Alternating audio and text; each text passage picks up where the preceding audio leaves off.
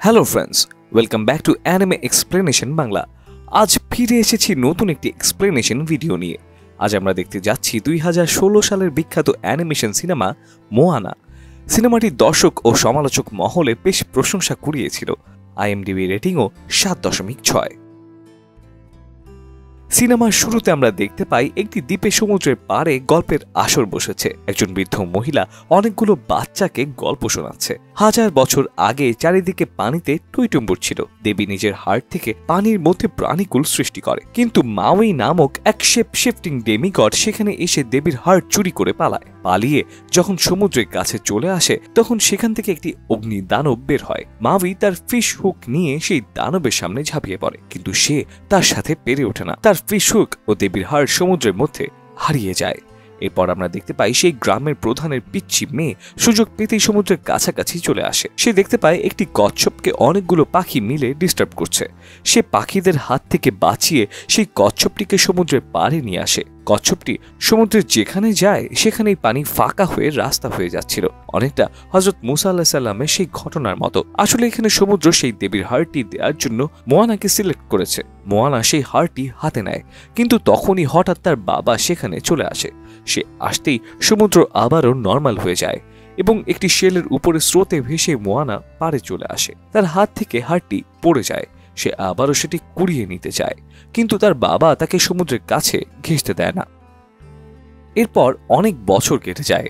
Moana এখন 16 বছরের কিশোরী, কিন্তু এখনো তার বাবা তাকে সমুদ্রের কাছাকাছি ঘেঁষতে দেয় না। মোয়ানা জানতে পারে গ্রামের জেলেরা ঠিকঠাক মতো মাছ পাচ্ছে না, নারিকেল চাষও ভালো হচ্ছে না। দেবীর হার্ট সেই গ্রামে না থাকার কারণে এসব হচ্ছিল। মোয়ানা তখন সবাইকে সমুদ্রের পাড়ে নিয়ে মাছ ধরা শুরু করতে বলে। তখন তার বাবা সবার সামনেই তাকে বকা দেয়। মোয়ানা মন খারাপ করে বসে থাকে। তার মা এসে জানায় তার বাবা যখন ছোট ছিল তখন সেও তার ভাই মাঝ সমুদ্রে যেত মাছ ধরতে, কিন্তু একদিন তার ভাই সমুদ্রে ডুবে মারা যায়। তখন থেকেই মোয়ানার বাবার মনের ভেতরে ভয় ঢুকে গেছে।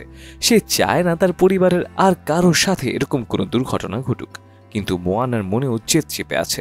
সে কাউকে না জানিয়েই বোট নিয়ে সমুদ্রের উদ্দেশ্যে রওনা দেয়, কিন্তু কিছু দূর যেতেই বিশাল ঢেউ এসে তাকে ডুবিয়ে দেয়।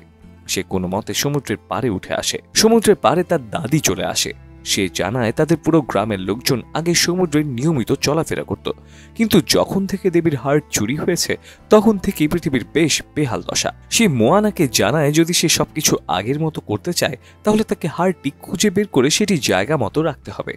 দাদি আরও জানায় ছোটবেলাতেই সমুদ্র মোয়ানাকে বেছে নিয়েছিল এই কাজের জন্য, কিন্তু তখন সে খুবই ছোট থাকায় তাকে সেটি ইমিডিয়েটলি দেয়া হয়নি। মোয়ানা সমুদ্র অভিযানে যেতে চায়। সে তার বাবাকে গিয়ে সম্পূর্ণ কাহিনী খুলে বলে, কিন্তু তার বাবা বরাবরের মতোই তার প্রস্তাব রিজেক্ট করে দেয়। তখন সে জানতে পারে তার দাদি অসুস্থ হয়ে পড়েছে। সে তার দাদিকে দেখতে গেলে দাদি তাকে মাওয়ের সাথে লড়াই করতে যেতে বলে এবং একটি লকেট দিয়ে বলে দেবীর হার্ট লকেটটির ভেতরে রাখতে, তাহলে সেটি সুরক্ষিত থাকবে। মোয়ানা সমুদ্র অভিযানে বের হয়, কিন্তু মাঝরাতে হঠাৎ ঝড় চলে আসলে তার নৌকা ডুবে যায় এবং সে অজ্ঞান হয়ে যায়। পরদিন সকালে হুঁশ ফিরলে সে নিজেকে সমুদ্রের পাড়ে অন্য একটি দ্বীপে আবিষ্কার করে। সেখানে সে মাউকে দেখতে পায়, যে 1000 বছর ধরে এই দ্বীপে বসবাস করছে। মোয়ানা মাউইকে জানায় তুমি 1000 বছর আগে দেবীর হার্ট যেখান থেকে চুরি করেছিলে সেখানে গিয়ে রেখে আসতে হবে, কিন্তু মাউই তাকে একটা গুহার ভেতরে বন্দি করে তার বোট নিয়ে সেই দ্বীপ থেকে পালায়। কিন্তু মোয়ানা কোনো মতে সেই গুহা থেকে বের হয় এবং বোটে চলে আসে। মাউই তার ফিশ হুকটি খুঁজে পায়, কিন্তু সে ঠিকমতো ব্যবহার করতে পারছিল না। তখন সে কিছুটা হতাশ হয়ে পড়ে। মোয়ানা তখন তার স্টোরি জানতে চায়। মাউই জানায় সে আসলে মানুষদের মধ্যে জন্মেছিল, কিন্তু দেখতে বিশ্রী হওয়ার কারণে তাকে সমুদ্রে ফেলে দেওয়া হয়। সমুদ্রই তাকে বড় করেছে। বড় হওয়ার পরে সে মানুষদের কাছে ফিরে যায়, তাদেরকে আগুন জ্বালানো, চাষাবাদ ও খাবার বানানোর প্রসেস শেখায়। ইভেন সে দেবীর হার্টটিও মানুষদের ভালোর জন্যই চুরি করেছিল, তবুও মানুষজন তাকে ভুল বুঝেছে।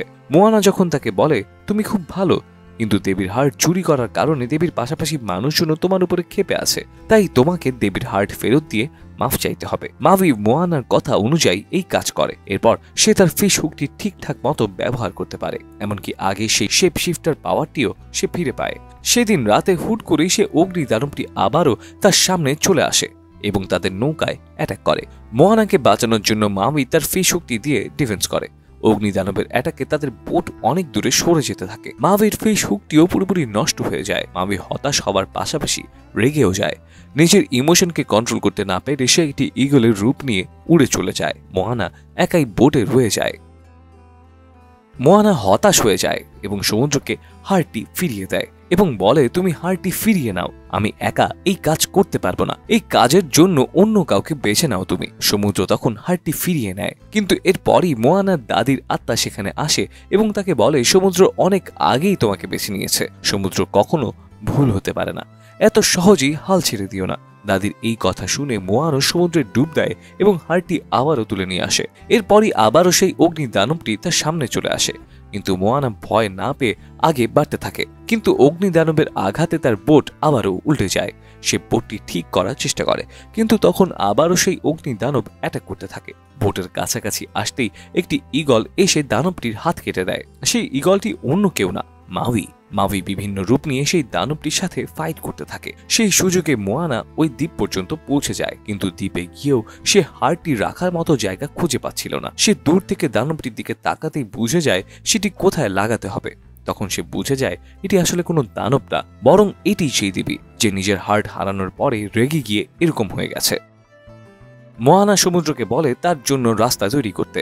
সমুদ্র তার জন্য রাস্তা তৈরি করে। মোয়ানা দেবীর সামনে যায় এবং বলে, আমি জানি আপনি এই দুনিয়া সৃষ্টি করেছেন, আমি আপনাকে এই হারটি ফিরিয়ে দিতে চাই। তার এই কথা শুনে দেবী পুরোপুরি শান্ত হয়ে যায়। দেবীর সামনে ঝুঁকে আসতেই মোয়ানা জায়গা মতো তার হারটি লাগিয়ে দেয়। দেবী তখন তার আসল রূপে চলে আসে এবং দ্বীপগুলো সবুজে ভরে ওঠে। মাভি তখন দেবীর সামনে আসে এবং তার কাছে মাফ চায়। দেবী তখন মাভিকে একটি নতুন ফিশ হুক দেয় এবং মোয়ানাকে একটি নতুন বোট দেয়, যার মাধ্যমে সে গ্রামে ফিরে যেতে পারবে। এরপর মাভি মোয়ানাকে জড়িয়ে ধরে বিদায় জানায় এবং ঈগল হয়ে উড়ে চলে যায়। মোয়ানাও তার গ্রামের দিকে রওনা হয়। দেবী বিশ্রামে চলে যায়। মোয়ানা তার বাবা মায়ের কাছে ফিরে আসে। তারা জানতে পারে তাদের মেয়ে বিরাট বড় এক কাজ করে ফিরেছে। তার বাবা তাকে নিয়ে গর্ব করতে থাকে। অবশেষে গ্রামে সেই ঐতিহ্যবাহী বোটটিকে তারা পানিতে নামায় এবং এরই সাথে মুভিটির গল্প এখানেই শেষ হয়। তো বন্ধুরা, মোয়ানা ও মাভির এই দুর্ধর্ষ অভিযানের গল্প আপনাদের কাছে কেমন লাগলো? ভিডিওটি ভালো লাগলে লাইক, কমেন্ট ও শেয়ার করবেন। নিয়মিত আরও দারুণ সব অ্যানিমে এক্সপ্লেনেশন ভিডিও দেখতে চাইলে চ্যানেলটি সাবস্ক্রাইব করে বেল বাটনে চেপে রাখুন। এছাড়াও অন্য কোনো অ্যানিমের এক্সপ্লেনেশন ভিডিও দেখতে চাইলে কমেন্ট করে জানাতে পারেন। আজ এই পর্যন্তই, শীঘ্রই আবারও দেখা হবে।